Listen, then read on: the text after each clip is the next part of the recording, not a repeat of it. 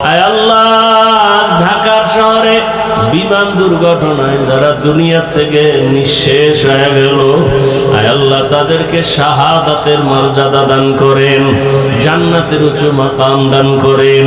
তার মা বাবা হাল পরিবারে যারা আছে সবাইকে সাবিরিনদের অন্তর্ভুক্ত করে দেন। পরিবারে এই সন্তানগুলো যারা হারাইলো এর বিনিময়ে উত্তম নিয়ামত দান করেন। আয় আল্লাহ সবাইকে উত্তম নিয়ামত দান করেন, উত্তম নিয়ামত দান করেন। আয় আল্লাহ আমার কলিজার প্রত্যেকটা যুবকের দিনদার বানায়া দেন, পাঁচ ওয়াক্ত নামাজি বানায়া দেন, নামাজ কাজা হওয়া থেকে হেফাজত করেন। নবীজি সাহাবায়ে কেরামদের আদর্শওয়ালা আমাদের বানায়া দেন, গুনাহের প্রতি ঘৃণা জমায়া দেন।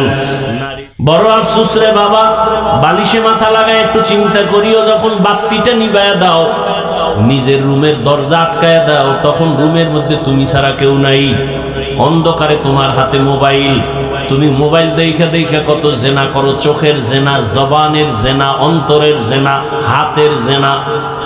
তুমি যখন মোবাইলটা ছাইরা ঘুমে যাও, তোমার অন্তরে কি ভয় লাগে না যে ঘুমের মধ্যে যদি আজরাইল আসিয়া পড়ে উপায় কি হবে? আর গুনাহ করব না, হাতের গুনাহ করব না, জবানের গুনাহ করব না। আল্লাহর বান্দা এমন কান্না শুরু করেছে, গাইবি একটা আওয়াজ আসতেছে, গাইবি এক আওয়াজ, এই বান্দা কান্না করিস না, তোর নাম জাহান্নামীদের খাতায় লেখা, তুই কান্না করে লাভ নাই। আওয়াজটা কেমন জানো ঘরের সবাই শুনছে। বিবি এক সময় ডাক দিয়া কয়, ও স্বামী তুমি আওয়াজ শুনো নাই? তোমার নাম জাহান্নামীদের খাতায়, কান্না করে লাভ কি? স্ত্রীর এই কথা শুনিয়া গুনাহগার বান্দা বলে, বিবি বলো এই দরজা ছাড়া আর নতুন কোন দরওয়াজা আছে নাকি যেখানে গিয়া কান্না করলে ক্ষমা পাবো? স্ত্রী বলে, না আর কোন দরওয়াজা নাই। আল্লাহর বান্দা বলে, বিবি আমার এই দরজা ছাড়া যদি আর কোনো দরওয়াজা না থাকে, আমার কাজ হলো কান্না করা। জীবনে তো গুনাহ কম করি নাই, আড্ডা কম দেই নাই, এখন শুধু কান্নাই করে যাব। জাহান্নামের খাতায় নাম লেখা থাকলে থাক, কান্না বন্ধ করব না। এই বলিয়া যখন আবার কান্না শুরু করেছে, কিছুক্ষণ কান্নার পরে আবার একটা আওয়াজ আসছে, ও বান্দা কান্না বন্ধ কর, তোর জীবনের সব গুনাহ মাফ করা হয়ে গেছে, তোর নামটা জান্নাতীদের খাতায় লেখা। আল্লাহর বান্দা কেমন যেন আরো কান্না বাড়ায় দিছে। বিবি ডাক দিয়া কয়, স্বামী তোমার নাম তো জান্নাতি খাতায় উঠে গেছে, আর কান্না করে লাভ কি?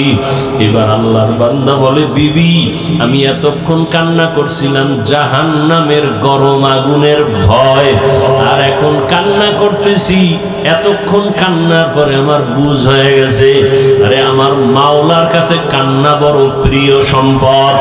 এই জন্য আমি মাওলার মোহাব্বত আরো যেন বেড়ে যায়, এই মোহাব্বতে এখন কান্না করি।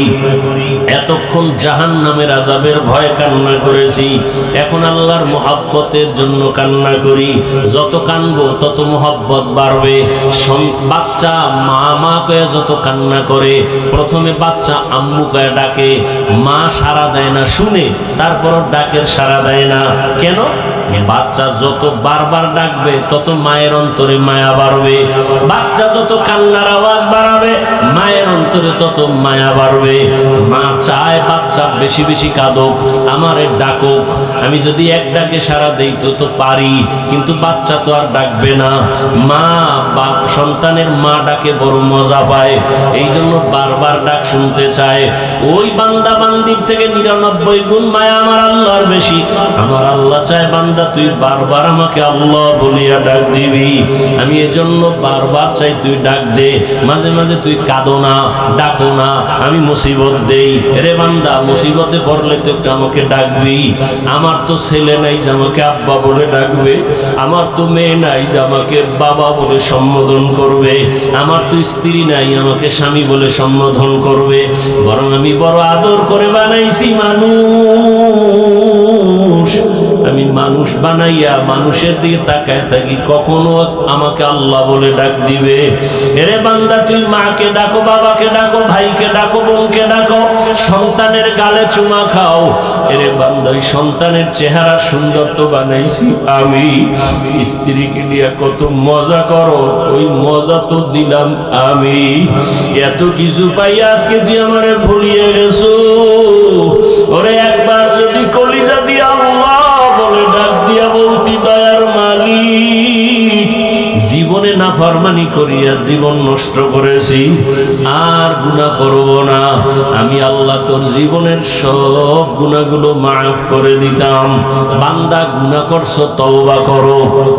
ও যুবক বাবারা, ও পর্দার আড়ালের মা বোনেরা, আপনার মতো মা পর্দা করে, নামাজ পড়ে, স্বামীর মাল হেফাজত করে, সন্তানটাকে আদর্শওয়ালা বানানোর মেহনত করে।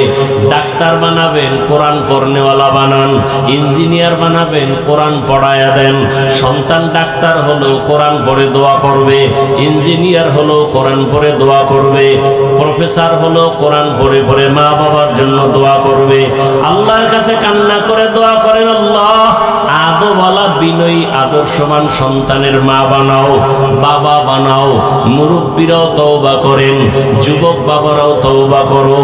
আর জীবনে নামাজ ছাড়বা না, দাড়ি কাটবা না, বেপরদায় চলবা না, মা বাবার সাথে বেয়াদবি করবা না, শিক্ষকের দোয়া নিয়া, উলামায়ে কেরামের পরামর্শ নিয়া, নবীর আদর্শ মেনে জীবন চালাইবা। আল্লাহ আমাদের সবাইকে খাঁটি তওবাওয়ালা জীবন দান করেন, তওবার উপরে মজবুত হইয়া চলার মতো তৌফিক দান করেন, আমিন। আল্লাহ যদি জিজ্ঞাসা করেন, আমার দেওয়া পানি, আমার দেওয়া সূর্যের আলো, চাঁদের আলো, জমিনের ফসল, নদীর মাছ, গাছের ফল সব ভোগ করলা, বিনিময়ে আমি আল্লাহর কাছে কি নিয়ে আসছো? কি বলবেন আল্লাহর সামনে তখন? নামাজ নাই, তেলাওয়াত নাই, রোজা নাই, সুন্নতের আমল নাই, কি নিয়ে আল্লাহর কাছে দাঁড়াবেন? দরুদ শরীফের আমলটা দেখাইতে পারলেও তো কিসমত খুলে যাবে। আফসোস,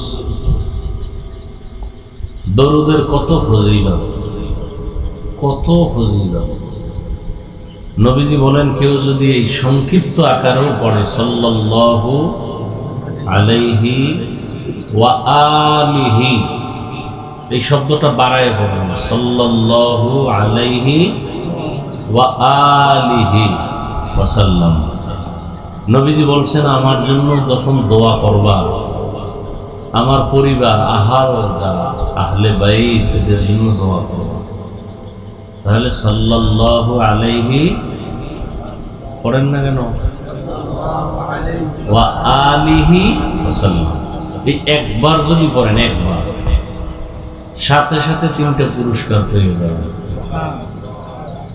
প্রথম পুরস্কার 10টা গুনাহ মাফ হয়ে যাবে। দ্বিতীয় পুরস্কার 10টা নেক আমল নামায় যোগ হবে। তৃতীয় পুরস্কার আল্লাহর কাছে মর্যাদা 10 গুণ বেড়ে যাবে। কয়বার পড়লে 3টা পুরস্কার? একবার। যদি 100 বার পড়েন, 100 বার পড়তে কি কষ্ট? সাল্লাল্লাহু আলাইহি ওয়া আলিহি ওয়াসাল্লাম, সাল্লাল্লাহু আলাইহি ওয়া আলিহি ওয়াসাল্লাম, সাল্লাল্লাহু আলাইহি ওয়া আলিহি ওয়াসাল্লাম। পৃথিবীতে আমি আপনারা যাই মনে করেন, আমি আমলের লাইনে যতটুকু চেষ্টা করি, নিজে করি বা ঘাটাঘাটি করে যা পাইছি, দরুদের উপরে কোনো আমল আমি দেখি না। নফলের মধ্যে সব থেকে পাওয়ারফুল, আমার মনে হয় না দরুদের থেকে পাওয়ারফুল কোনো আমল আছে নফলের মধ্যে। আমরা চেহারা নূর খালি চমকাইতে থাকবে দরুদের আমল করে। শারীরিক সুস্থতা, মানসিক সুস্থতা, ব্যবসার ঝামেলার সমাধান, সংসারের ঝামেলার সমাধান, চাকরি হয় না, বিয়া হয় না, সব সমাধান কি আমল? বলেন না কেন?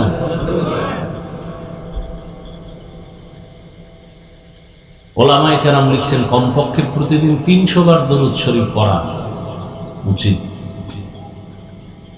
বসে আছেন দরুদ, হাঁটতেছেন দরুদ পড়েন, 1 সেকেন্ড সময় পাইছেন দরুদের আমল করেন। সব বন্ধ দরজার তালা খুলে যাবে দরুদের আমল। আল্লাহ আমাদের বেশি বেশি বেশি বেশি দরুদের আমল করার তৌফিক দান করেন। আমি তো কতটা বিশ্বাস নিয়ে বলছি, আপনার মধ্যে তো এই বিশ্বাসটুকু অনেক ঘাটতি। যদি আমার মতো এই বিশ্বাসটা আপনার অন্তরে আসতো, আমার থেকে বেশি দরুদ আপনারা পড়তেন।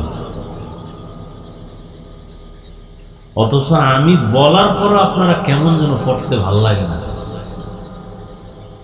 মনে চায় না। ধ্যান ও খেয়ালের সাথে ভাই হাত পাখানাই বা এত ঝামেলা হইলে কেমন। এই যে তোমরা হ্যালোজিন ওই খুঁটির মধ্যে দিয়ে যদি স্টেজমুখী করতা, বাহির থেকে হ্যালোজিনটা দিতা, স্টেজে বাতি আর দরকারের জন্য পোকারও ঝামেলা হতো। ওলামায়ে কেরাম আলোচনা করছেন, আলহামদুলিল্লাহ আপনারাও শুনছেন। আল্লাহ পাক ওলামায়ে কেরামদের কথাগুলো আমাদের সবাইকে আমল করার তৌফিক দান করেন। কিয়ামত পর্যন্ত এই জাতি জান্নাতের পথ পাওয়ার একমাত্র ঠিকানা ওলামায়ে কেরাম। কিয়ামতের আগে আর কোনোদিন নবীজি ও কালেমার দাওয়াত দিতে আসবেন আমাদের কাছে? সাহাবায়ে কেরাম আসবেন না। নবীর ওয়ারিস ওলিয়া উলিয়া উলামায়ে আহলে হক এরা এই কাজ করে যাবেন কিয়ামত পর্যন্ত। এজন্য ওলামায়ে কেরামদের নেক নজর দোয়া বেশি দরকার।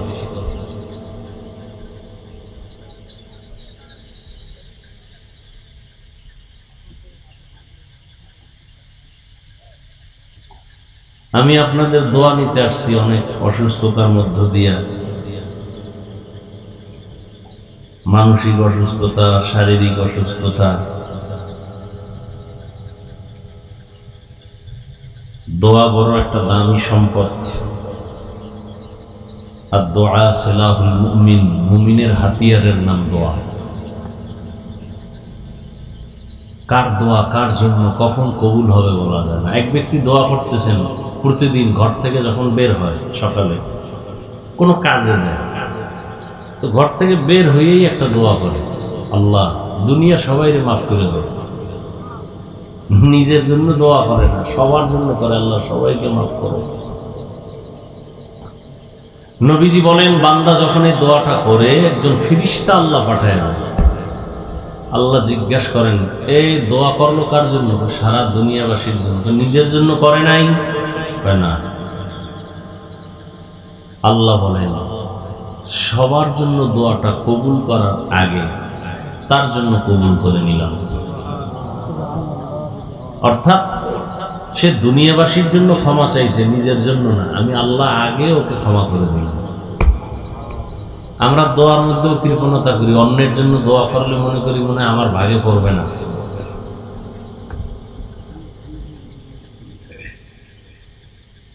দিলকে বড় বানান। আজকে রহমতের নবীর জন্য হিন্দু পাগল কেন? খ্রিস্টানরা বেকারার কেন? ইহুদি পাগল কেন? আহলে হাদিসরা পাগল কেন? কওমি আলিয়া, এক জমিন আসমান সব রসুলের আশিক। কারণ কি? রসুলের দিলের মধ্যে সারা মখলুকের মহব্বত ছিল। এই জন্য সব মখলুক রসুলকে মহব্বত করে। নদীর মাছ রসুলের আশিক, উড়ন্ত পাখি রসুলের আশিক, গর্তের পিপিলিকা রসুলের আশিক, জঙ্গলের হরিণী রসুলের আশিক, গর্তের সাপ রসুলের আশিক। রসুলের দিল অনেক বড়, আপনার দিল অনেক ছোট। নিজের দিলের মধ্যে অন্যকে বসতেই দিবেন না, তাহলে অন্যের ভালোবাসা আসবে কিভাবে? রসুলের আদর্শ কোথায়? আপনার আদর্শ কোথায়? রসুলের কাছে কাফের আসছে, রসুল কি ভিআইপি মেহমানদারি করাইছেন? মুশরিক আসছে, রসুলের ব্যবহার দেখে কালেমা পড়ছে। আমাদের অন্তর এত দুর্বল, নিজেও নামাজ পড়ি না, অন্যে নামাজ পড়ে তাও পছন্দ করি না, নিজেও হালাল খাই না, অন্যে হালাল খায় পছন্দ করি না, নিজেও পর্দা করি না, অন্যে আল্লাহর বিধান মতে পর্দা করতে চায় আমি পছন্দ করি না। দিলকে বড় বানাইতে হবে। আল্লাহ আল্লাহ পাকে মজলিস কবুল করেন।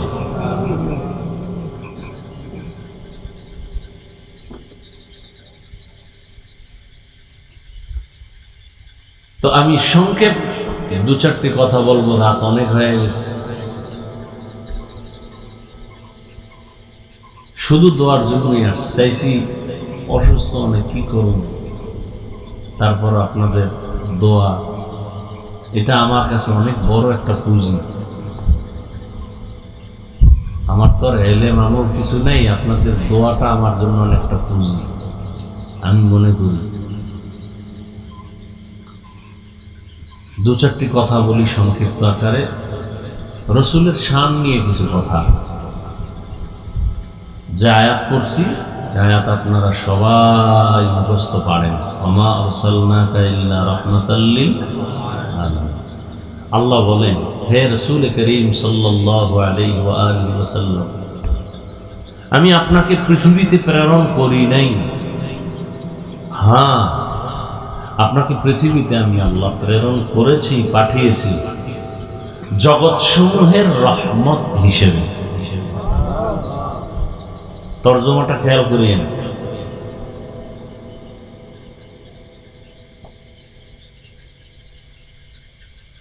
হাদিস পড়ছি, নবীজি বলেন, লা ইউমিনু আহাদুকুম, তোমরা পরিপূর্ণ মুমিন হতে পারবে না ততক্ষণ পর্যন্ত যতক্ষণ পর্যন্ত রসুল যা নিয়ে আসছেন এগুলোকে তুমি মহব্বত না করবা। লা ইউমিনু আহাদুকুম হাত্তা ইয়াকুনা হাওয়াহু তাবআন লিমা জিতু বিহি। তোমার নফস, তোমার অন্তর, তোমার প্রবৃত্তির থেকে তুমি আমার রসুলের আদর্শকে সব থেকে বেশি মহব্বত না করবে ততক্ষণ তুমি মুমিন হলো পরিপূর্ণ মুমিন হবে না।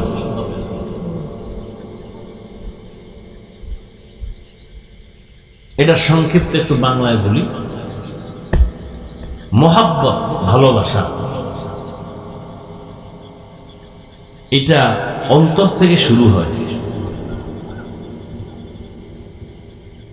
বাস্তবে এসে রূপ নেয়। যেমন ধরে নেন রসুলের একটা আদর্শ, ডান হাতে কিছু খাওয়া পান করা। আবার এই আদর্শের মধ্যে কিছু আছে বাধ্যতামূলক, নামাজ পড়া, দাড়ি রাখা। একজনে দাড়ি রাখে না, রসুলের আদর্শ একজনে দাড়ি রাখে না বিভিন্ন কারণে, কিন্তু তার অন্তরে ওভার 100 মহব্বত আছে দাড়ি রাখার প্রতি। এরকম লোক নাই? রাখতে পারে না কিন্তু মহব্বত আছে, ভালোবাসা আছে, রসুলের আদর্শ। টুপি মাথায় দিবে, মাঝে মাঝে পারে না, মহব্বত আছে, এই লোকটা মুমিন। আর একটা লোক দাড়ি রাখে না, দাড়ির প্রতি মহব্বত নাই, জিগাইলে বলে, এই মিয়া দাড়ি রাখেন না কেন? না রাখলে অসুবিধা কি? বাস পাল্টা প্রশ্ন আমাকে করলো, তাহলে বোঝা গেল লোকটা রাখেও না, মহব্বতও নেই। ব্যবধান কি? একটা লোক দাড়ি রাখে না, মুমিন, আর একটা লোক দাড়ি পছন্দ করে না, বেঈমান। একটা লোক নামাজ পড়ে না, মুমিন, আর একটা লোক নামাজকে তার ভালো লাগে না, বেঈমান।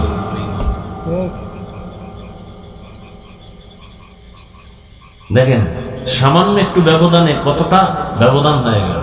নামাজ পড়ে না, পছন্দ করে না, দুইজনের মধ্যে ব্যবধান কি?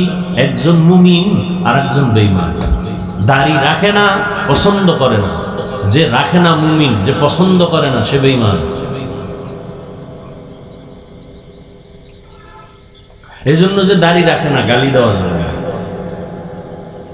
আগে বুঝতে হবে সে কি কোনো কারণে রাখে না, না পছন্দ করে না। যদি বলে পছন্দ করি না, বেঈমান। আর যদি বলে না রাখা দরকার, পারি না, চেষ্টা করি, দোয়া চাই, মুমিন। ওর হেদায়াত আছে। আর যে পছন্দ করে না, কপালে হেদায়াত নেই।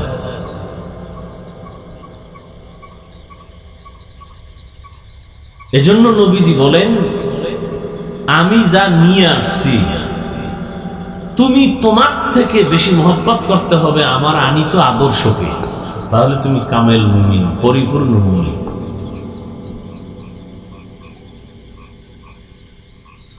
আসেন আয়াতের উপরে কিছু কথা বলি। তরজমাটা বলছিলাম, আয়াতটা সবাই মুখস্থ পারেন, তরজমাটা আরেকবার বলি, খুব খেয়াল করবেন। নবীজিকে আল্লাহ বলেন, ওয়ামা আরসালনাকা ইল্লা রাহমাতাল লিল আলামিন।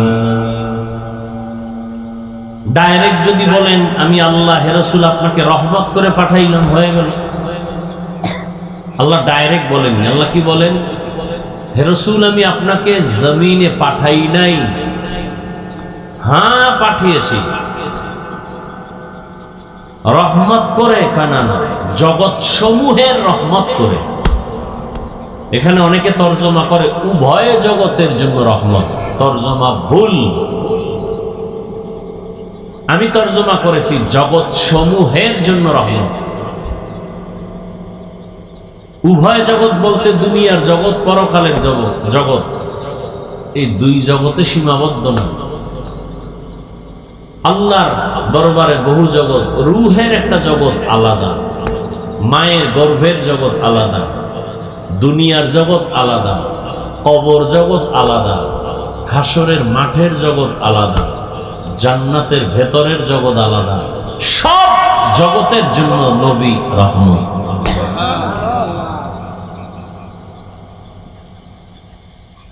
সমস্ত জগতের জন্য নবী রহমত।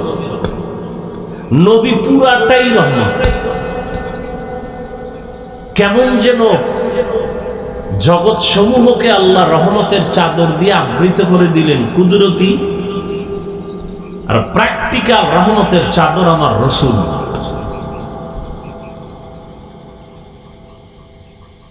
রুহের জগতের জন্য রসুল রহমত, দুনিয়ার জগতের জন্য রসুল রহমত, কবর জগতের জন্য রসুল রহমত, হাসরের মাঠে রসুল রহমত, জান্নাতের ভেতরে রসুল রহমত, জাহান্নামের জগতের ভেতরে রসুল রহমত। জান্নাতের জন্য রহমত, জাহান্নামের জন্য রসুল রহমত। এটা কেমন কথা? বুঝার জন্য সময় দিতে হবে, সময় লাগবে, যদিও আজ পারবো না। আমি শুধু এক জগতের জন্য 10-15 মিনিট কথা বলবো, শুধু দুনিয়ার জগতে, তাও এক সাইড নিয়ে। শুধু দুনিয়ার জগতের জন্য রসুল কি রহমত?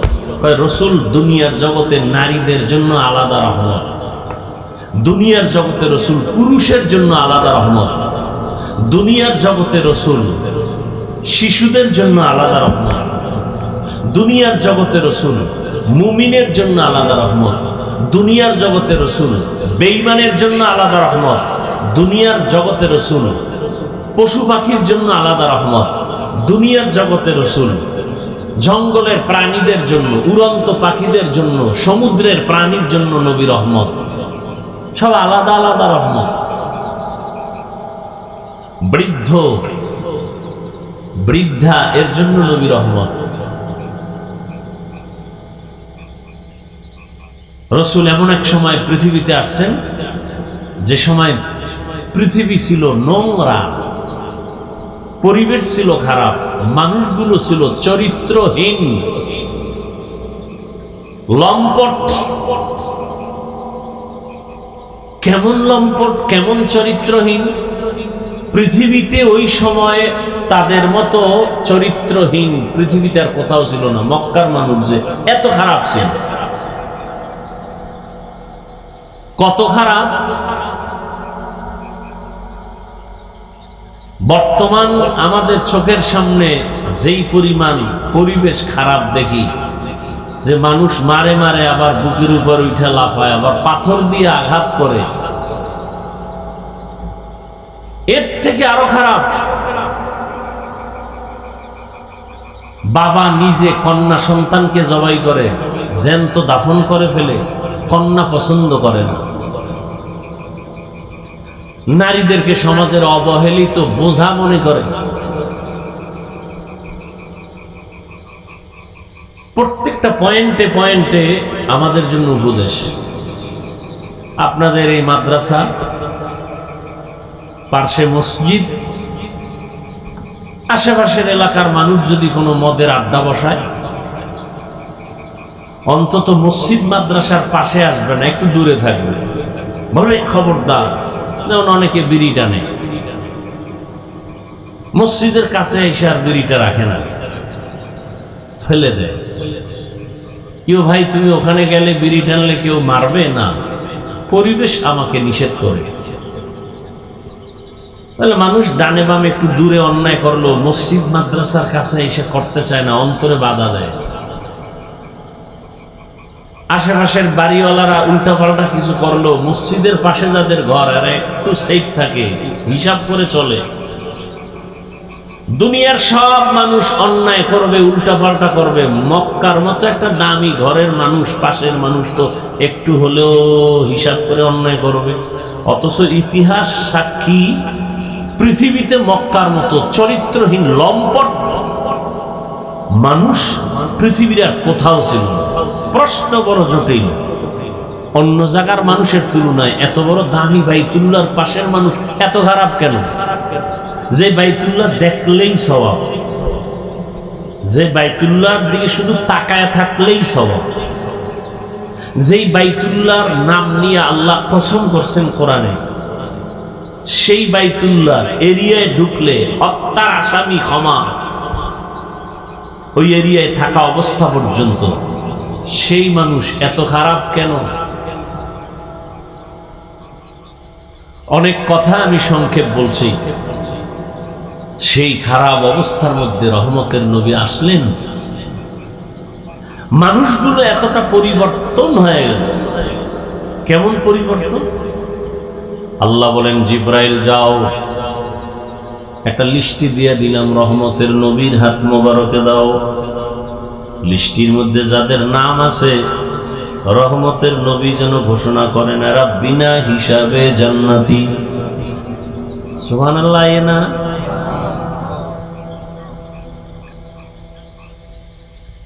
যেই মানুষগুলো এত খারাপ ছিল, আল্লাহ তাদেরকে দুনিয়াতে জিন্দা অবস্থায় জান্নাতের টিকিট পাঠিয়ে দিয়েছেন। কতজন?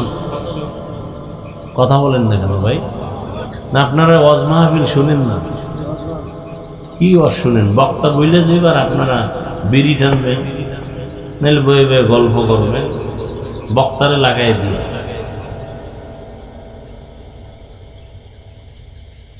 দশজন সাহাবার টিকিট এসে হাজির। এই কথাটার কোনোদিন আপনারা শুনছেন? তাহলে বলেন তো, প্রথম 10 জনার প্রথম কে? বলেন। দ্বিতীয় কে? কষ্ট হয় নামগুলো বলতে। তৃতীয় কে? চতুর্থ কে? আলী। আলী আপনার ছোট ভাই। সুন্দর করে নামগুলো বলবেন। এই যে কি বলবো, কথায় অন্যদিকে যায়। মুহররম মাস চলতেছে, কারবালার ঘটনা মসজিদের মাইকে বাজতেছে পুরা মাস। অথচ আমার দুঃখ লাগে, কারবালার ঘটনার মূল ব্যক্তিটার নাম পর্যন্ত সুন্দর করে বলতে পারে না।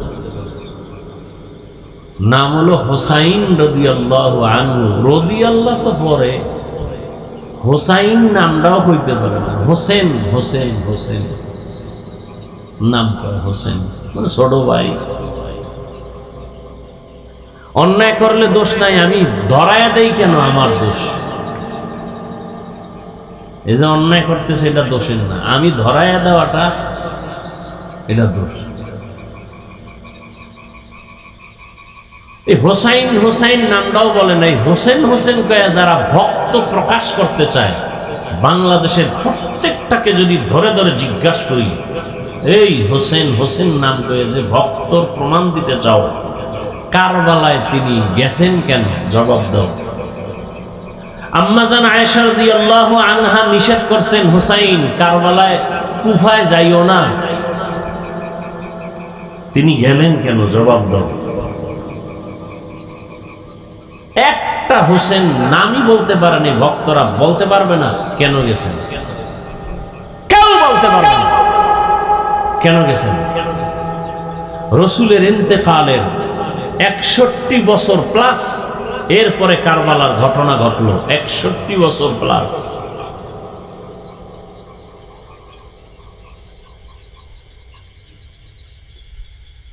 হোসাইন রাদিয়াল্লাহু তাআলা আনহুর বড় ভাইয়ের নাম কি বলে? তিনিও তো শহীদ হয়েছেন। হাসান হুসাইনের বাবা হযরত আলী রাদিয়াল্লাহু আনহু। কে সে আলী? আলীর গুণগান বলি রাত পার হয়ে যায়। 7 বছর বয়স, কেউ বলছেন 11 বছরে, কেউ বলছেন 8 বছরে রসুলের হাতে হাত লাগাই দিয়েছেন হযরত আলী, কালেমা পড়ে ফেলছেন। এতদিন ছিল চাস্তো ভাই, এখন তিনি সাহাবী, কিছুদিন পরে হবেন রসুলের জামাতা। রসুল কি বলেন আলী সম্পর্কে? আনা দারুল হিকমা ওয়া আলীগুন বাবুহা, আমি ইলম ও হিকমতের ঘর, আর আলী হলো এই হিকমত ও ইলমের দরজা। সে আলী তো শহীদ হয়েছেন। এর আগের খলিফা জান্নাতি সাহাবী ওসমান রাদিয়াল্লাহু আনহু শহীদ হয়েছেন। এর আগের খলিফা ওমর ফারুক রাদিয়াল্লাহু আনহু এই মুহররমের 1 তারিখ শহীদ হয়েছেন।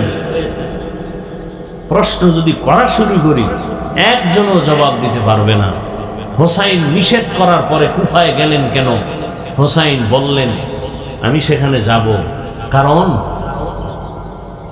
জমিন আল্লাহ, আসমান আল্লাহ, জমিনের মানুষ গোলামি করবে আল্লাহ। কুফার মানুষ ইয়াজিদের গোলাম হতে চলছে, মানুষ মানুষের গোলামি করতে পারে না। আমি সেখানে গিয়া ওই মানুষের গোলামির জিনজির শিকলকে ছিঁড়ে কুফার মানুষকে আল্লাহর গোলামে পরিণত করার জন্য যাব। গেলেন, যুদ্ধ চলছে, সন্তান একটা শহীদ, নামাজের টাইম হয়ে গেছে। হোসাইন রাদিয়াল্লাহু আনহু যুদ্ধ চলাকালীন নামাজ ছাড়েননি। এই হোসাইনের ভক্ত যারা, নামাজ কই তোমার? দাড়ি কই? টুপি কই? পাগড়ি কই? পৃথিবীতে হোসাইন রাদিয়াল্লাহু আনহুর ভক্ত, পৃথিবীতে শ্রেষ্ঠ ভক্ত আমরা টুপিওয়ালা দাড়িওয়ালারা। আর যারা হোসাইনের নাম ব্যবহার করে, নামাজ নাই, দাড়ি নাই, টুপি নেই, এরা শুধু মুখে বলে ভক্ত, অন্তরে এদের মোহাব্বত নাই। শুরুতেই কিন্তু আজকে ভালোবাসার কিছু কথা বলছি, অন্তরের ভালোবাসা। যুদ্ধ চলাকালীন নামাজ ছাড়েনি। রসুল বলেন মুমিন আর বেঈমানের ব্যবধান নামাজ। বেঈমান নামাজ পড়ে না, মুমিন যারা নামাজ ছাড়ে না।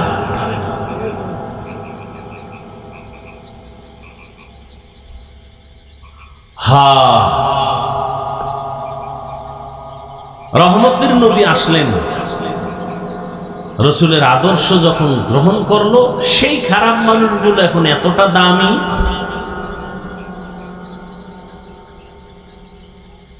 যে আল্লাহ ডাইরেক্ট তাদের নামে জান্নাতের টিকিট পাঠিয়ে দিলেন। 10 জনের নাম ওপেন। কিন্তু এরপরে এরা সুসংবাদ পাইয়া তাদের হালাত কেমন হয়েছে? আপনারা যদি পিসাব কয় তুমি জান্নাতি, আপনি কইবেন তো বিড়ি আরো ডবল দে। পিসাব যেহেতু জান্নাতি গেছে, আর এত ইবাদতের দরকার নেই। ওদিকে সাহাবাদের উপরে যখন সংবাদ এসে গেল, কান্নায় ভেঙে পড়লেন। আবু বকরের ইতিহাস, মৃত্যু পর্যন্ত কান্না, আল্লাহর আদালতে কি নিয়ে যাব। ওমরের ইতিহাস, মৃত্যু পর্যন্ত কান্না, আল্লাহর আদালতে কি নিয়ে যাব। ঈদের দিন রোজা, সবাই আনন্দ করে। ওমর দরজা আটকায় কাঁদতেছে। আবু হুরায়রা প্রশ্ন করলেন, খলিফাতুল মুসলিমিন, আনন্দ বাদ দিয়া কাঁদেন কেন? আনন্দ তো ওই ব্যক্তি করবে যার টেনশন নেই। কথা, আপনার কিসের টেনশন? বলে রোজা রাখছি কবুল হইল কিনা টেনশন, তারাবির নামাজ পড়ছি কবুল হইল কিনা টেনশন, জান্নাতের টিকিট না রেডি কিসের টেনশন? যে আল্লাহ টিকিট দিয়েছেন সে আল্লাহ যদি রাগ করে টিকিট ক্যান্সেল করেন, উপায় কি?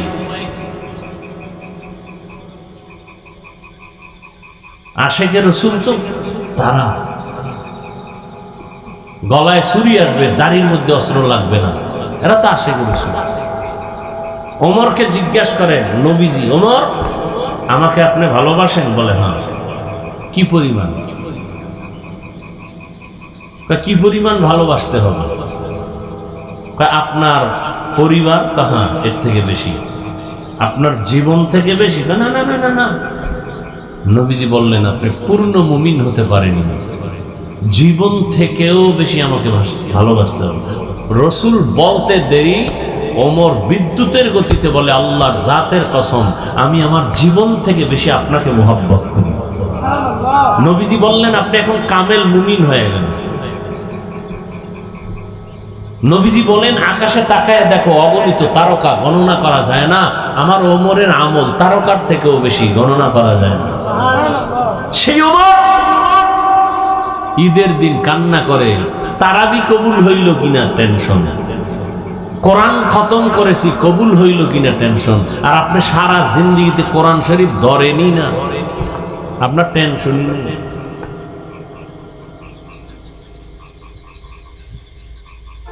বড় আফসোস, এ কথাগুলো কে বলবে? বলারও মানুষ নেই, শোনার মানুষ নেই, ভুল ধরার মানুষ আছে, লোকমা দেওয়ার মানুষ আছে। ওয়ামা আরসালনাকা ইল্লা রাহমাতাল লিল আলামিন, রহমতের নবী আসছেন, জমিন পবিত্র হয়ে গেল। মক্কার মানুষ এখন এমন দামি, আল্লাহ নিজে ওমরের কথার উপর একমত হইয়া কোরআনে আয়াত নাজিল করলেন। একটা উদাহরণ, নবীজি, আবু বকর, ওমর, ওসমান, আলী সবাই সহ বাইতুল্লাহ তাওয়াফ করতেছেন। যারা হজে গেছেন, না গেলেও শুনে রাখেন, না গেলেও দিলে তামান্না চিনি যাওয়া।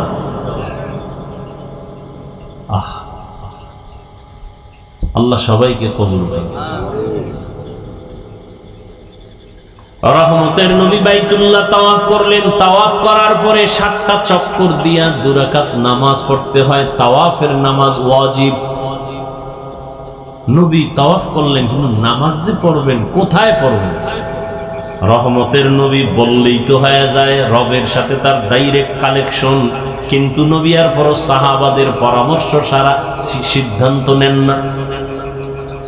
সাহাবায়ে কেরাম আপনারা পরামর্শ দেন, তাওয়াফের নামাজ কই পড়ি? কেউ বলেন, ইয়া রাসূলুল্লাহ, বাইতুল্লাহর দরওয়াজা বরাবর 2 রাকাত নামাজ পড়ি।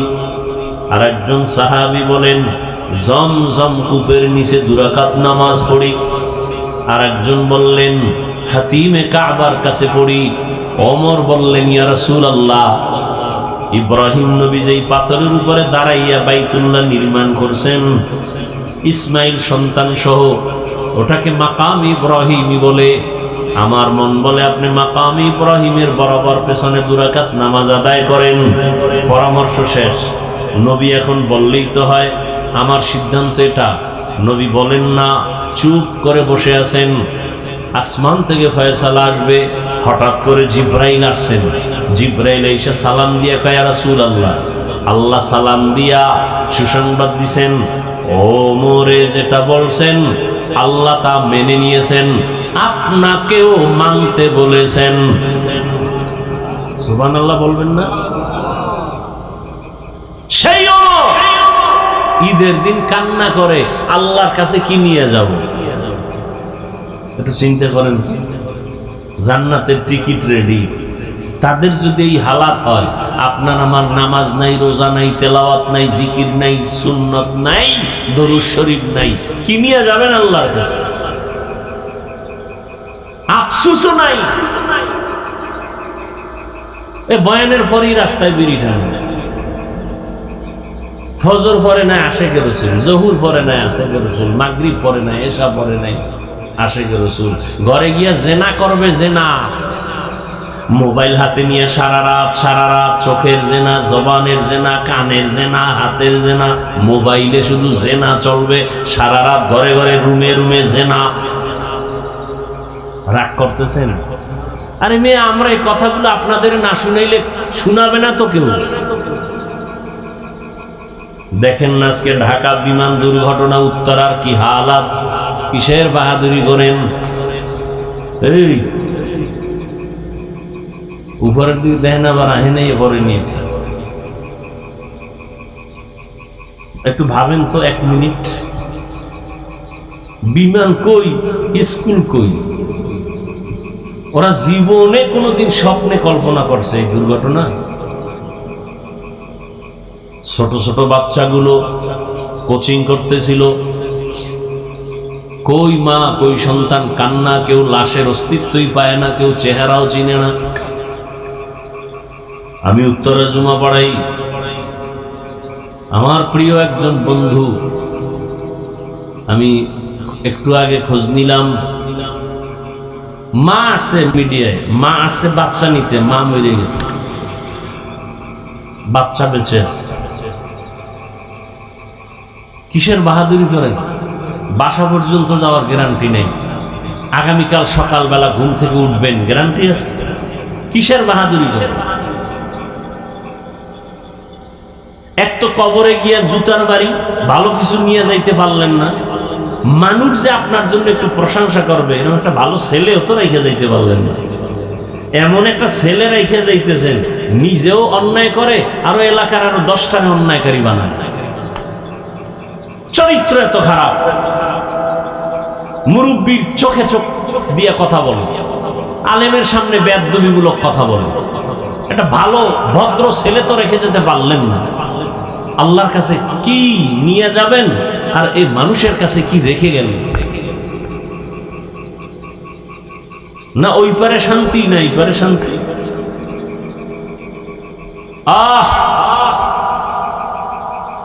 যারা আজকে বিমানের এই কবলে পড়ে জমিন থেকে চলে গেল, আল্লাহ তাদেরকে শাহাদাতের মর্যাদা দান করুন। তার মা, আহাল পরিবারে যারা, সবাইকে আল্লাহ ধৈর্য ধারণকারী হিসাবে কবুল করেন। আল্লাহ তাদেরকে উত্তম নিয়ামত দান করেন। দোয়া করা ছাড়া কি করতে পারি? বড় কঠিন হাল।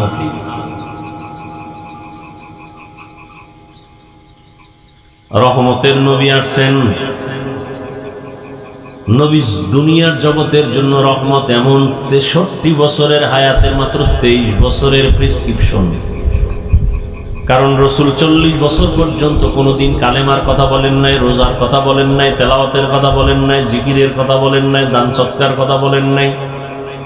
নবী 40 বছরে কোনো আওয়াজ নেই, সবার সাথে ভালোবাসা তৈরি করে, নবীরে দেয় গালি, নবী দেয় হাসি। নবীর বড় বড় দুশ্মনরা নবীর ব্যবহারে মুগ্ধ। 40-এর পরে আল্লাহর বিধান চলে আসলো, দাওয়াত শুরু হয়ে গেল। এমন এক প্রেসক্রিপশন আল্লাহ তৈরি করে দিলেন, এমন এক প্রেসক্রিপশন, কিয়ামত পর্যন্ত যারা এই প্রেসক্রিপশন ফলো করে চলবে, নবী চ্যালেঞ্জ দিয়ে গেছেন, আমি চলে গেলাম, 2 জিনিস রেখে গেলাম, চ্যালেঞ্জ দিয়ে গেলাম, যদি ধরিয়া রাখো ঈমানও যাবে না, সম্মানও যাবে না। 2 জিনিস রেখে গেলাম, আল্লাহর কোরআন আর আমি রসুলের আদর্শ সুন্নত। আপনাদের থেকে একটু সংক্ষেপে জিজ্ঞেস করে জানতে চাই, নবীজির রেখে যাওয়া সুন্নত আদর্শ, এটা মানবে কারা? হিন্দুরা, ইহুদি, খ্রিস্টান? আপনারা বলুন তো, রসুলের রেখে যাওয়া সেই আদর্শ মানবে কারা? বলেন, কোন দেশের মুসলমান? শুধু আপনাদের এই নবীনগর বাদ, এই বাঙ্গুরা বা হ্যাঁ আপনি মানেন না কেন? হ্যাঁ, একটা সমস্যা হতে পারে কি, নবীজির আদর্শ মানতে গেলে ভালো লাগে না, এর থেকে আরো সুন্দর আদর্শ আছে, তাহলে আপনি মানবেন না। সে আপনি কেন, আমি মানবো না। কেউ যদি এখানে দাঁড়ায় বলেন এই হাফিজ ভাই বহু ওয়াজ জীবনে করছেন, আজকে আমগো ওয়াজ শুনেন, কি রসুলের আদর্শ থেকে আরো সুন্দর আদর্শ আছে শেখ মুজিবুর রহমানের ভেতরে। আমি আল্লাহকে সাক্ষী রেখে বলছি, আমি রসুলেরটা বাদ দিয়া শেখ সাহেবেরটা নিব, যদি প্রমাণ দিতে পারেন রসুলের থেকে শেখ সাহেবের আদর্শ ভালো। কেউ যদি বলেন হাফিজ ভাই জিয়াউর রহমান সাহেবেরটা আরো ভালো রসুলের থেকে, আমি রসুলেরটা বাদ দিয়া তারটা নিব, বলার মতো বুকে শক্তি আছে?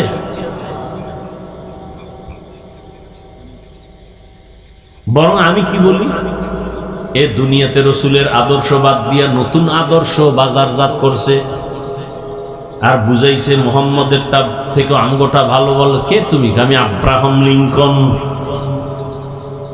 আর একজন দাঁড়ায় বলে আমি পেলেটো, আর একজন বলে আমি মাও সেতুন, আর একজন বলে আমি কালমার্স, আর একজন বলে আমি লেনিন।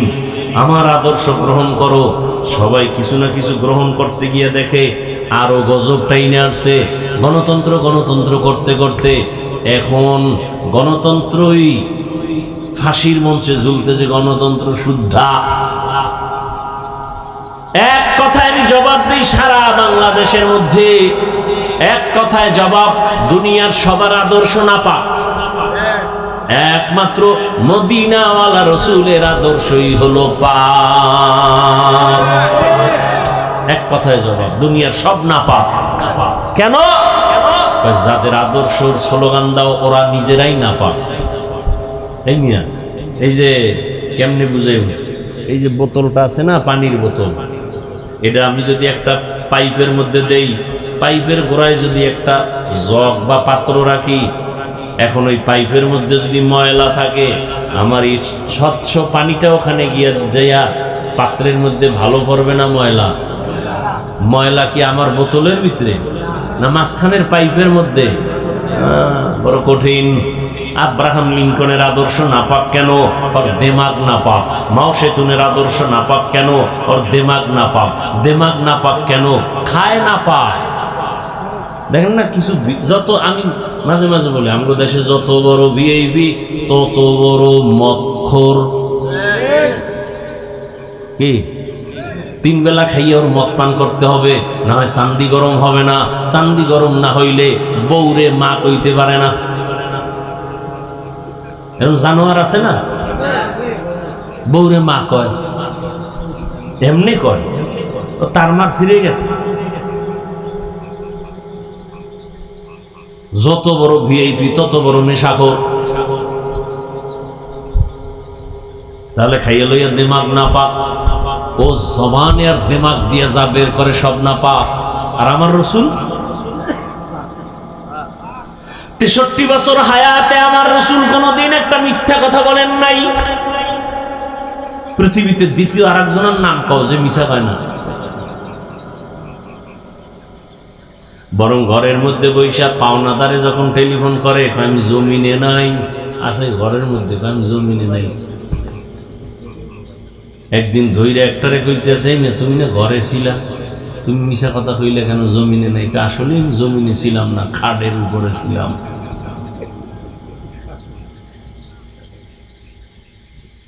রহমতের নবী জীবনে একটা মিথ্যা কথা বলেন নাই, কোনদিন ভুলেও কাউকে একটা গালি দেন নাই। হাজারো গালি শুনছেন, গালির জবাবও দেন নাই। রহমতের নবী কতটা দিলওয়ালা, কোনদিন দুটো চোখ গরম করে কারো দিকে তাকান নাই। কেন? নবী যদি গরম চোখে কারো দিকে তাকায়, জায়গায় পুড়িয়ে ছাই হয়ে যায়। রাসূলের সে চোখের পাওয়ারের অ্যাকশন, রাসূলের ব্যবহারে কেউ বলতে পারবে না আমি কষ্ট পেয়েছি। কেমন মায়ার নবী যে রাসূলের শরীর মোবারকের ঘাম থেকে মিশকের ঘ্রাণ। কেমন রহমতের নবী আমার, যেখানে কদম দেন ওই জায়গা থেকে দীর্ঘ বছর শুধু ঘ্রাণ আর ঘ্রাণ।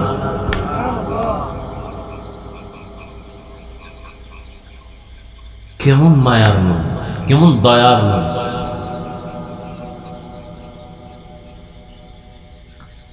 নবীজি বলছেন, আমি চ্যালেঞ্জ দিয়ে গেলাম, দুইটা জিনিস যদি ধৈর্য রাখতে পারো, ঈমানও যাবে না, সম্মানও যাবে না।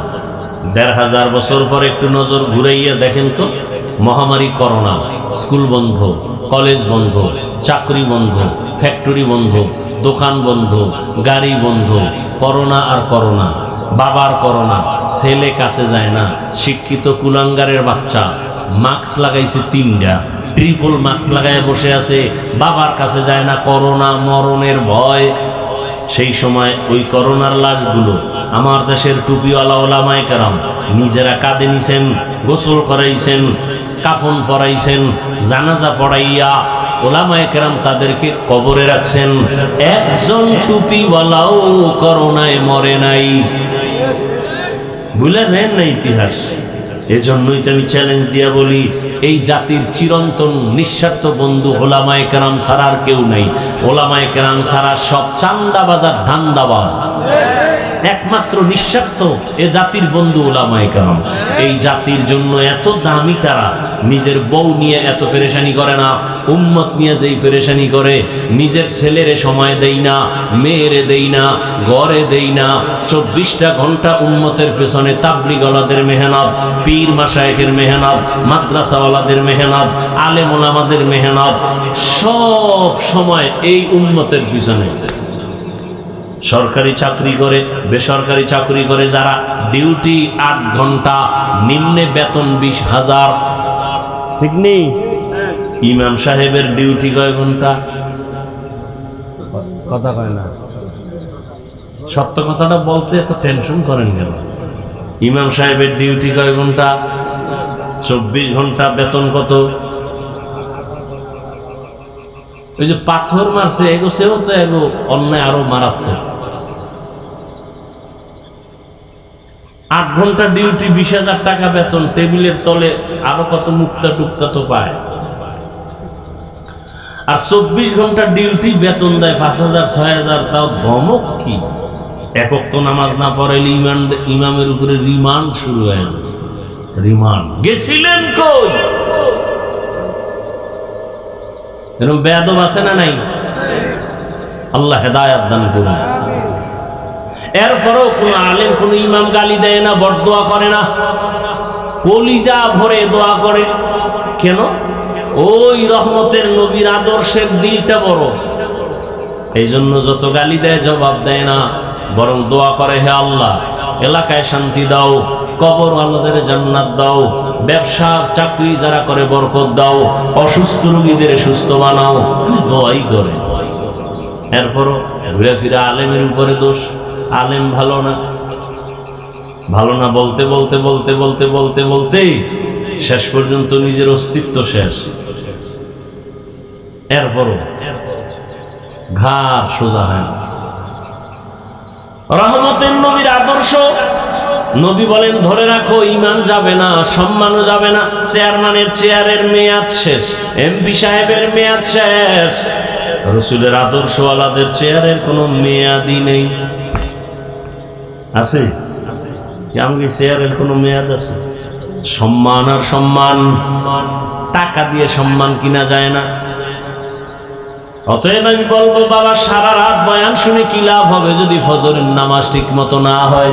রহমতের নবী বলেন, এ উম্মত এশার নামাজ পড়ে যদি ঘুমাও, আবার ঘুম থেকে উঠিয়া যদি ফজরের নামাজ আদায় করো, ঘুমাইয়া যে সময় কাটাইছো ওই সময়টাও ইবাদতে লেখা হবে।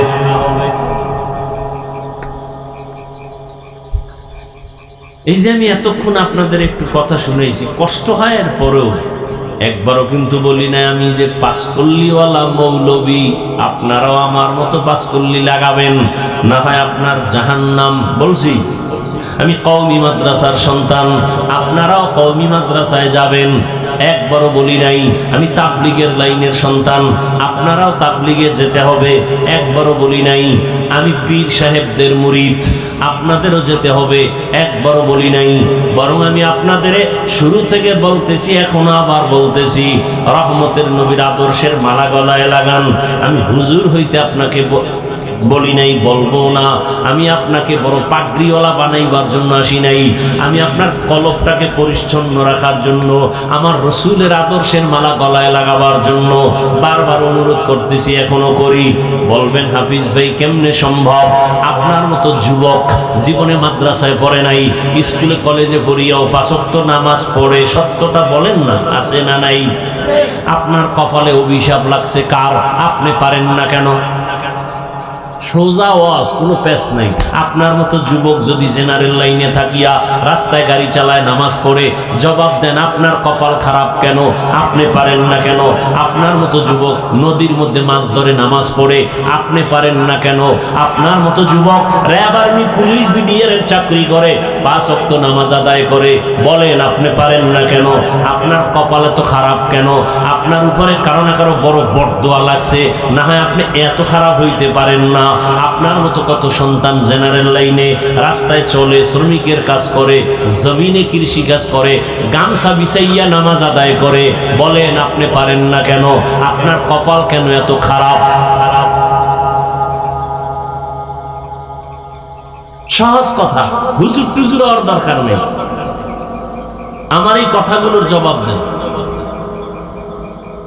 আমিও মুসলমান, আপনিও মুসলমান, আপনার আল্লাহ আমার আল্লাহ এক, আপনার আমার নবী এক, কোরআন এক, কাবা এক, ধর্ম এক, কালেমা এক। দুনিয়াতে আসছি সিস্টেম এক, বিদায় বেলা কাফনের সংখ্যা এক, কালারও এক, কবরের সাইজও এক, কবরের প্রশ্ন 3টা তাও এক। অথচ আপনি কেমন ভিআইপি? আমি টুপি খুলতে চাই না, লজ্জা, আর আপনি টুপি দিতে চান না, লজ্জা। আপনি কত ভিআইপি মুসলমান? আমি দাড়ি কাটতে চাই না, লজ্জা পাই, আর আপনি কেমন ভিআইপি মুসলমান যে দাড়ি রাখতে চান না, লজ্জা পান। আপনাকে দাড়ির জন্য কত বয়ান দিতে হয়, এরপরও রাখতে চান না। নামাজের জন্য কত বয়ান দিতে হয়, নামাজ পড়তে চান না। তাহলে আপনি কোন লাইনের মুসলমান, আমি কোন লাইনের মুসলমান? আসলে কি আমি ভুলে আছি নাকি আপনারা ভুলে আছেন? হিসাবটা তাড়াতাড়ি মিলায় নেন, আগামীকাল এই টাইমে বেঁচে থাকার গ্যারান্টি নাই। আরে মনের শখ মিটায় গুনাহ তো কম করেন নাই। মনে চাইছে, শখ লাগছে পার্কে যাবেন, মনে শখ লাগছে মাইয়া নিয়ে আড্ডা দিবেন, দিছেন। মনে শখ লাগছে নামাজে যাবেন না, যান নাই। মনে শখ লাগছে দাড়ি কাটবো, কেটে ফেলেছেন। আর কত শখ, এখনো কি শখ মিটে নাই? আর কত বছর দাড়ি কাটলে শখ মিটবে? আর কত বছর মাইয়ার চরিত্র নষ্ট করলে শখ মিটবে? আর কত বছর পার্কে পার্কে গুন্ডামি করলে মনের ঝাল মিটবে? এরপরে তওবা করবেন, হায়াতের বাকি কত বলেন। ও পর্দার আড়ালের মা বোনেরা, আপনার মতো কত মা কত বোন এই অঞ্চলে আছে, এখনো 5 ওয়াক্ত নামাজ পড়ে, স্বামীর মাল হেফাজত করে, মোবাইলে সময় নষ্ট করে না, নাই? বাকি আম্মা জানেরা বলেন আপনারা কেন পারেন না? কপাল কেন এত খারাপ? আল্লাহর আদালতে কি নিয়ে যাবেন? রহমতের নবী উম্মতি উম্মতি করে জীবন কাটাইলেন, কিয়ামতের ময়দানে উম্মতের জন্য কান্না করবেন, আর সে উম্মতের অন্তরে কোনো দরদি নাই। ও যুবক বাবা, মনের জাল মিটায় তো গুনাহ কম করলেন না? বাবার কাছে গিয়ে টাকা দাও মোবাইল কিনবো, দেয় না, বাবারে মেরে ফেলায়। মায়ের কাছে টাকা চায়, না দিলে মায়ের উপরে গালি, কত ঝগড়া, কত বেয়াদবি। রসুলের আদর্শ ছাড়া জমিনে শান্তি আসবে না, যতই চালাকি করে। ইসলাম ছাড়া জমিনে শান্তি আসবে না। শিয়ালের হাতে মুরগি আমানত দিয়া আমানত থাকে না, শিয়ালে সব ধ্বংস করে। দুর্নীতিবাজ, চান্দাবাজ আর ধান্দাবাজ যারা, চরিত্রহীনের কাছে যদি মাদ্রাসা মসজিদের চাবি দেন, জাতির ভাগ্য নির্ণয়ের চাবি দিয়ে দেন, জীবনে জাতির কপাল খুলবে না, জীবনে খুলবে না, অশান্তি বাড়তেই থাকবে। আহা, একটা কুকুর আর একটা কুকুরের এই পরিমাণ আক্রমণ করে না, একটা মানুষ হইয়া কেমনে মানুষের এভাবে মারে? রসুলের আদর্শ যদি থাকতো এমনটা হওয়ার কোনো সুযোগ ছিল না। রসুলের আদর্শ কত সুন্দর। এই কোরবানির সময় যে গরু জবাই দাও, নবীজির আদর্শ কত সফট, কয় তুমি একটা গরুর সামনে আরেকটা গরু জবাই দিও না, কারণ আরেকটা দেখলে কষ্ট পাবে। এটা পশুর কষ্ট রাসূল নিষেধ করছেন, আর সেই মানুষ পশুর থেকেও খারাপ হয়ে গেছে। বড় আফসোস রে বাবা, বালিশে মাথা লাগায় একটু চিন্তা করিও, যখন বাতিটা নিবায়া দাও, নিজের রুমের দরজা আটকায়া দাও, তখন রুমের মধ্যে তুমি ছাড়া কেউ নাই, অন্ধকারে তোমার হাতে মোবাইল, তুমি মোবাইল দেখা দেখা কত জেনা করো, চোখের জেনা, জবানের জেনা, অন্তরের জেনা, হাতের জেনা। তুমি যখন মোবাইলটা ছাইরা ঘুমে যাও, তোমার অন্তরে কি ভয় লাগে না যে ঘুমের মধ্যে যদি আজরাইল আসিয়া পড়ে উপায় কি হবে? ও আমার যুবক বাবারা, তোমার মতো কত যুবক স্কুলে দেখো, ঢাকা কলেজে যাও, মাথায় পাগড়ি, বড় দাড়ি, কলেজে ক্লাস করে, মনে হয় যেন বড় মসজিদের খতিব। ও বাবা, তুমি কোন মসজিদে নামাজ পড়াও? আমি আরবি জানি না। এই হালাত কেন? বলে একজন আলেমের দোয়া, একজন আল্লাহর ওলির দোয়া পাইছি, মা বাবায় দোয়া দিছে, এখন আমি এই অবস্থায় কলেজে ক্লাস করি। কলেজের মধ্যে ছেলে মেয়ে নাই আছে, শিক্ষক শিক্ষিকা আছে, কিছু বলে না? না বলে না। শিক্ষকেরাও দোয়া করে, শিক্ষিকারাও দোয়া করে, ক্লাসের ছেলেরা মাঝে মাঝে কয় চল বন্ধু একটু আড্ডাখানায় যাব, চল অমুক জায়গায় ঘুরে আসবো। আমি তখন ইস্তেগফার করি, আরে ওরা তো কত গুনাহ করবে, আমি কেমনে করব? আল্লাহর কুদরত, ইস্তেগফার পড়তে না পড়তে দেখি আমার ক্লাসের মেয়েরা, ওরা আমাদের পক্ষ হইয়া জবাব দিয়া কয় ওরা একটু আল্লাহর পথে আছে, ওদের সাইরা দে, ওদের নিয়ে টানাটানি করিস না। তখন আর ওরা আমাদের নিয়ে বাড়াবাড়ি করে না। আমরা আমাদের পথে এভাবে চলি। আমরা কলেজে ক্লাস করি, পাগড়ি খোলা লাগে না। আমরা ঢাকা কলেজে ক্লাস করি, আমাদের দাড়ি কাটা লাগে না। ও ব্যবসায়ী বাবারা, আপনার মতো কত ব্যবসায়ী ব্যবসা করে, নামাজ ছাড়ে না, শাটার বন্ধ করে মসজিদে চলে যায়। কিয়ামতের ময়দানে আল্লাহ তাকে দাঁড় করায় বলবে, এই বেঈমান, তোর পাশের ব্যবসায়ী নামাজ ছাড়ে নাই, তুই ছাড়লি কেন? হুজুর বাদ দেন মিয়া। আপনার লাইনের লোক যখন দাঁড় করাবে কি জবাব দেবে? আপনার পাশের ব্যবসায়ী নামাজ পড়ছে, ব্যবসা করছে, আপনি পারলেন না কেন? কি জবাব দিবেন আল্লাহর কাছে? সাহাবায়ে কেরাম এত সুন্দর আমল, এত সুন্দর তাকওয়া, যাদের উপরে আল্লাহ খুশি হইয়া জান্নাতের টিকিট দিয়ে দিলেন, তারা এরপরও কান্না করেছেন। আবু বকরের কান্না, ওমরের কান্না, ওসমানের কান্না, আলীর কান্না, আরে হোসাইন রাদিয়াল্লাহু আনহু রাসূলের কত আদরের। একদিন বাবা হযরত আলীকে বলে, এই আব্বু, আপনি আমি হোসাইনরে ভালোবাসেন? হযরত আলী হ্যাঁ বাসি। আমার বড় ভাই হাসান রে ভালোবাসেননি? বাসি। আমার আম্মু ফাতেমারে ভালোবাসেননি? বাসি। আমার নানাজিরে ভালোবাসেননি? আল্লাহ রে, আল্লাহরও ভালো। কাব্বু আপনার অন্তর কয়টা? কয়েকটা। এক অন্তরে এতজনের ভালোবাসার মানে কি? অন্তর একটা, জায়গা দিছেন কতজন? বড় কঠিন হালাত। ও আমার যুবক বাবারা, চোখের সামনে দেখায় দিলাম, আমরা রসুলের আদর্শ মানতে গিয়ে টুপি পরছি, কোনো পীর সাহেবের গোলামি করি না, আমরা কোনো পীরের গোলামি করি না, রসুলের আদর্শের মহব্বতে দাঁড়িয়ে রাখছি, কোনো পীর সাহেবের কথায় দাঁড়িয়ে রাখি না। বরং রসুলের মহব্বত এতটা অন্তরে ঢুকাইছি যে দাড়ি, টুপি, পাগড়ি রসুলের আদর্শের বাইরে, পীর সাহেব যদি যায়, পীর সাহেব তালাক। আমার রসুল আসল। কি?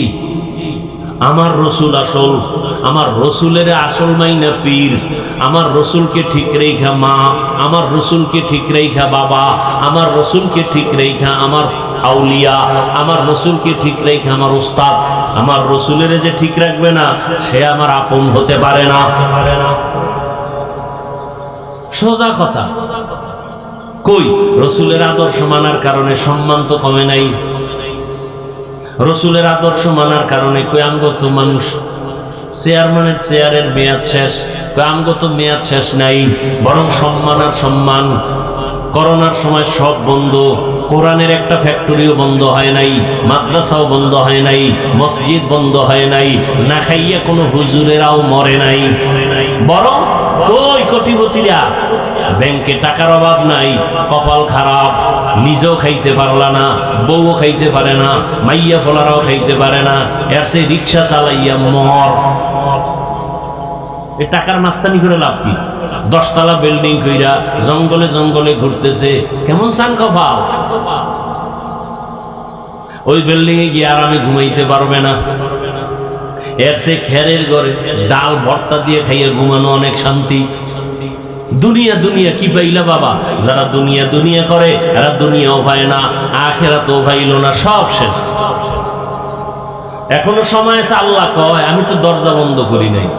وَإِذَا سَأَلَكَ عِبَادِي عَنِّي فَإِنِّي قَرِيبٌ أُجِيبُ دَعْوَةَ الدَّاعِ إِذَا دَعَانِ فَلْيَسْتَجِيبُوا لِي وَلْيُؤْمِنُوا بِي لَعَلَّهُمْ يَرْشُدُونَ। ও বান্দা, তুই আমারে কোথায় তালাশ করো? আরে তুই তালাশ করো ফজরের সময়, জোহরের সময়, আসরের সময়, মাগরিবের সময়, এশার সময়, কিন্তু আমি মাওলা তালাশ করি এমন এক টাইম যে সময় আসমান নীরব, জমিন নীরব, গাছের পাখি ঘুমায়, নদীর মাছ ঘুমায়, ঘরের সবাই ঘুমায় যায়। ওই সময় আমি আল্লাহ আমার মুহাব্বতের বান্দাকে তওবার দরজা দিয়া ডাকি, আলা মিন মুস্তাগফিরিন ফাগফির আলা, আলা মিন মুস্তারজিকিন ফারজুকা। এ গুনাহগারেরা, 50 বছর লাগায় গুনাহ করেছো, বিশাল এক পাহাড় বানাইছো, গুনাহের পাহাড়। হাতের গুনাহ, জবানের গুনাহ, অন্তরের গুনাহ, কানের গুনাহ, চোখের গুনাহ। আল্লাহ বলে বান্দা, তুই যদি বড় রাত্রে ওযু বানাইয়া মুহাব্বতের নজরে একটা ডাক দাও, আল্লাহুম্মা গফিরলি যুনুবি, আমি 50 বছরের গুনাহ তোর এক ডাকে মাফ করে দিব। আমি কতটা মায়াল। সন্তান যখন চোখের পানি ছাড়িয়া মাকে বলে আম্মু আর অন্যায় করব না, মা তখন বলে তোরে মাফ করে দিলাম। সন্তানের কান্নায় যদি মা বাবার অন্তরে মায়া বাড়ে, আমার মাওলার কুদরতি অন্তরে কেন বান্দার প্রতি মায়া বাড়বে না? এক আল্লাহর বান্দা জীবন ভর শুধু গুনাহ গুনাহ করিয়া জীবনটা নষ্ট করে ফেলেছে। জীবনের শেষ ভাগে আইসা চিন্তায় পড়ে গেল, আরে এলাকার সবাই তোমার পেছনে খারাপ বলে, আমি মরিয়া গেলে তো গেলাম, কিন্তু আমার সন্তানের উপর অভিশাপ আসবে। এলাকার মানুষ আমার সন্তানরে ভালো জানবে না, আমার স্ত্রীকে ভালো জানবে না। না, এই অভিশাপ নিয়ে কবরে যাব না। চিন্তা কইরা ঘুমের বিছানার থেকে ঘুম আসে না। হঠাৎ মন খারাপ হয়ে গেল, ফজরের আজান হয়ে গেল। মসজিদে গিয়া ইমাম সাহেবকে বলি, ইমাম সাহেব আমি বড় খারাপ মানুষ, আপনারা জানেন সবাই। এখন আমার ভালো হওয়ার চিন্তা, আমি জীবনে কত মানুষের কল্লা ফলায় দিলাম, মায়ের কোল খালি করলাম, এখন এই অভিশাপ নিয়ে কবরে যেতে চাই না। মানুষ আমার সন্তানরে খারাপ বলবে, আমার আত্মীয় স্বজনকে খারাপ বলবে আমার কারণে। এবার ইমাম সাহেব বলে, আপনাকে পরামর্শ দিলাম, গভীর রাতে সব দরজা যখন বন্ধ, রহমতের দরজা খোলা, আপনি একটু আল্লাহর কাছে তওবার নিয়তে কান্না করবেন। আল্লাহর বান্দা পরামর্শ পাইয়া রাতের বেলা ঘরে চলে গেল, ঘুমায় না, ওযু বানাইয়া ঘরের অন্ধকার রুমের ভিতরে ভোর রাত্রে কান্না শুরু করেছে। ও আল্লাহ, তুমি আমারে মাফ করে দাও, তোমার দেওয়া সূর্যের আলো আমি ভোগ করেছি, কিন্তু তোমার শুকর আদায় করি নাই। তোমার দেওয়া বাতাস ভোগ করেছি, তোমার শুকর আদায় করি নাই। তোমার দেওয়া নদীর মাছ খাইছি, শুকর আদায় করি নাই।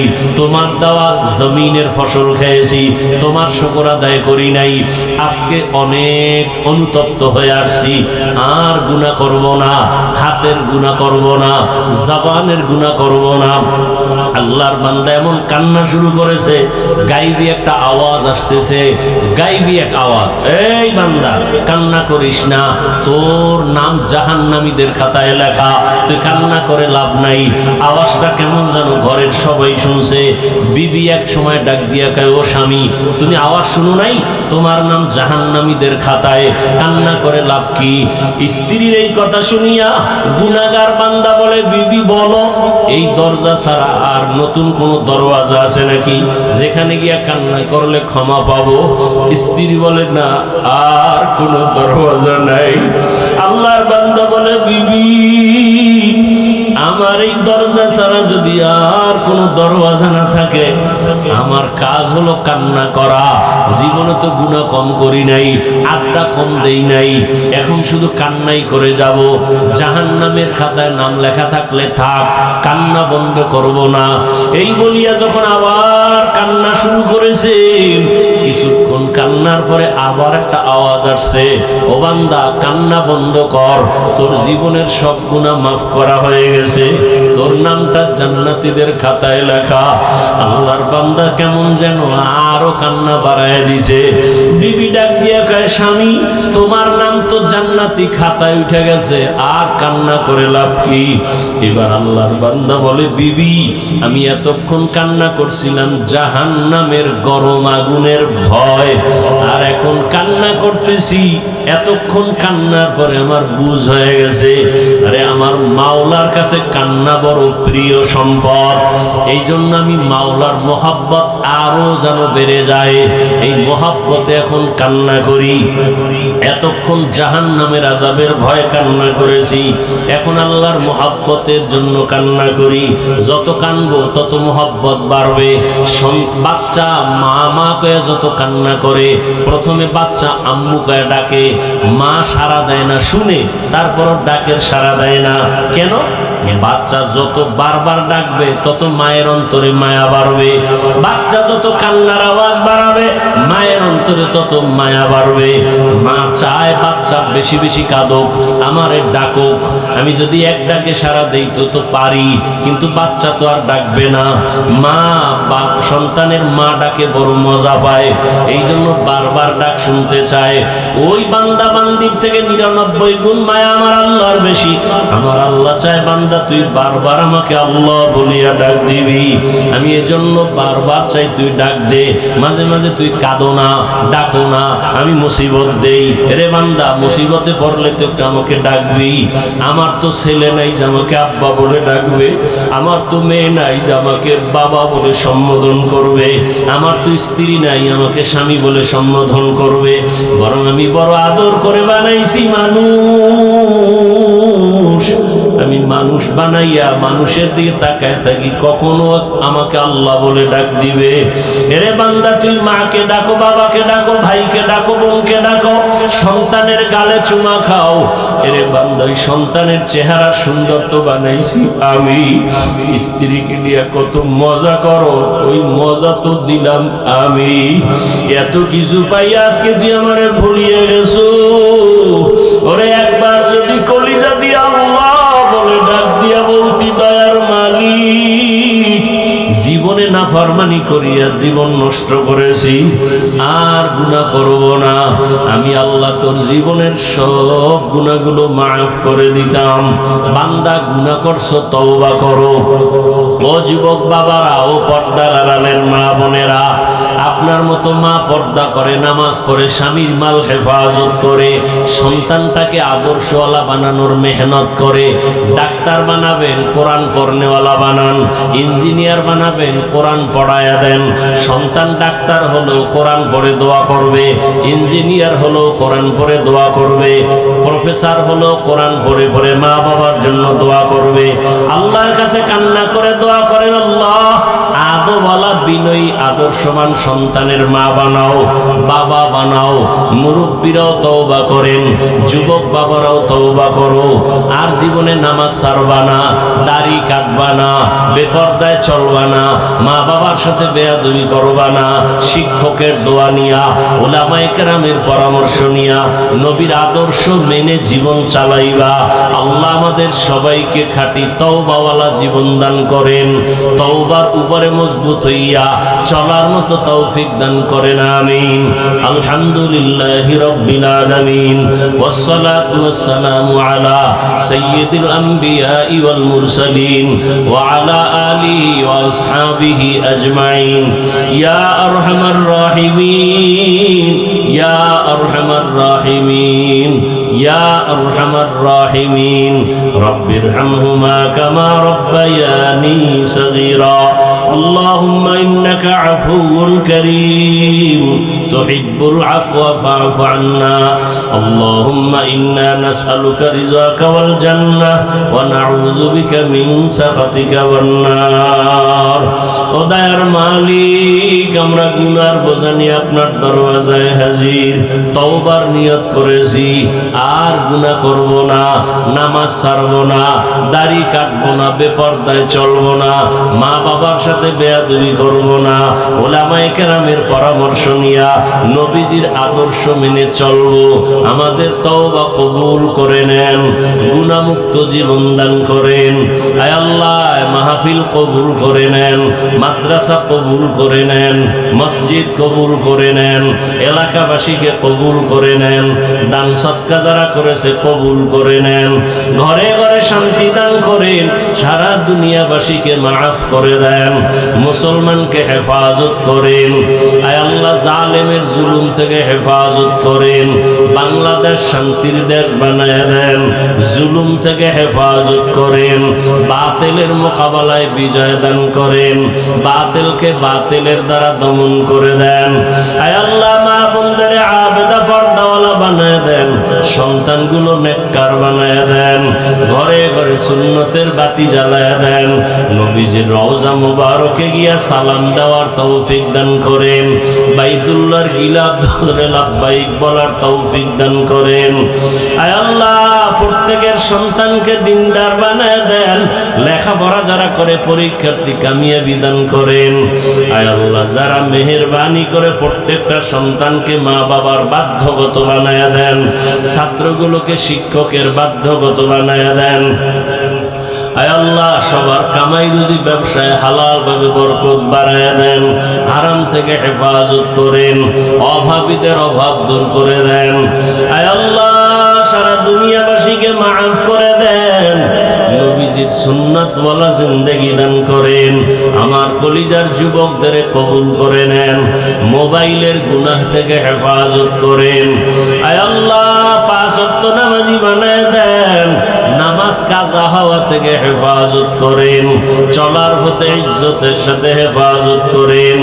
আয় আল্লাহ, সাদায়ে কেরাম তালিবুল ইলমদের হেফাজত করেন, আমাদের জান মাল আহাল পরিবার হেফাজত করেন। আওয়াজে কথায় রুহানিয়াতে স্পষ্টতা বাড়ায়া দেন, রব বাড়ায়া দেন, ইলম হিকমত আমলে বরকত বাড়ায়া দেন, উলামা তোলাবা উম্মতের অন্তরে ইজ্জত মুহাব্বত রব বাড়ায়া দেন। আয় আল্লাহ, সবার সাথে মুহাব্বত বাড়ায় দেন। আয় আল্লাহ তাআলা, বেশি বেশি নেক আমলের তৌফিক দান করেন। আয় আল্লাহ, আমরা যারা হাত তুলেছি জানি না কারা ইয়তীম, বাবা নাই, মা হারা, অসহায়, মেহেরবানি করে সবার কবর জান্নাত বানায় দেন। যারা বেঁচে আছেন হায়াত বাড়ায় দেন, অসুস্থ যারা সুস্থ করে দেন আল্লাহ। আয় আল্লাহ, ঢাকার শহরে বিমান দুর্ঘটনায় যারা দুনিয়া থেকে নিঃশেষ হয়ে গেল, আয় আল্লাহ, তাদেরকে শাহাদাতের মর্যাদা দান করেন, জান্নাতের উঁচু মাকাম দান করেন। তার মা বাবা হাল পরিবারে যারা আছে সবাইকে সাবিরিনদের অন্তর্ভুক্ত করে দেন। পরিবারে এই সন্তানগুলো যারা হারাইলো, এর বিনিময়ে উত্তম নিয়ামত দান করেন। আয় আল্লাহ, সবাইকে উত্তম নিয়ামত দান করেন, উত্তম নিয়ামত দান করেন। আয় আল্লাহ, আমার কলিজার প্রত্যেকটা যুবকের দিনদার বানায়া দেন, 5 ওয়াক্ত নামাজি বানায়া দেন, নামাজ কাজা হওয়া থেকে হেফাজত করেন, নবীজি সাহাবায়ে কেরামদের আদর্শওয়ালা আমাদের বানায়া দেন, গুনাহের প্রতি ঘৃণা জমায়া দেন, নারীদের ফিতনা খেদমতের ফিতনা থেকে হেফাজত করেন। আয় আল্লাহ, আমাদের হায়াতে বরকত বাড়ায়া দেন, আম্বিয়ায়ে কেরাম, সাহাবায়ে কেরাম, শুহাদায়ে কেরাম, আউলিয়ায়ে কেরাম, আসাতিজায়ে কেরামদের মাকাম জান্নাতে উঁচু বানায়া দেন। আয় আল্লাহ, চলার পথে ইজ্জতের সাথে হেফাজত করেন। আয় আল্লাহ, দিলের নেক আশা পুরায়া দেন, অভাব দূর করে দেন আল্লাহ, পরমুখ পক্ষাপেক্ষির থেকে হেফাজত করেন। ঋণের বোঝা মাথায় কুদরতের দ্বারা ঋণ আদায়ের ব্যবস্থা করে দেন। আয় আল্লাহ, যারা ঋণ দাতা তাদের অন্তরে মায়া মুহাব্বত বাড়াইয়া দেন। নবীজির মুহাব্বতে আমাদের দোয়া মুনাজাত কবুল করে নেন। হাসবুনাল্লাহু ওয়া নি'মাল ওয়াকিল, নি'মাল মাওলা ওয়া নি'মান নাসির। ওয়া সাল্লাল্লাহু তাআলা আলা খাইরি খালকিহি মুহাম্মাদ ওয়া আলিহি ওয়া আসহাবিহি আজমাইন।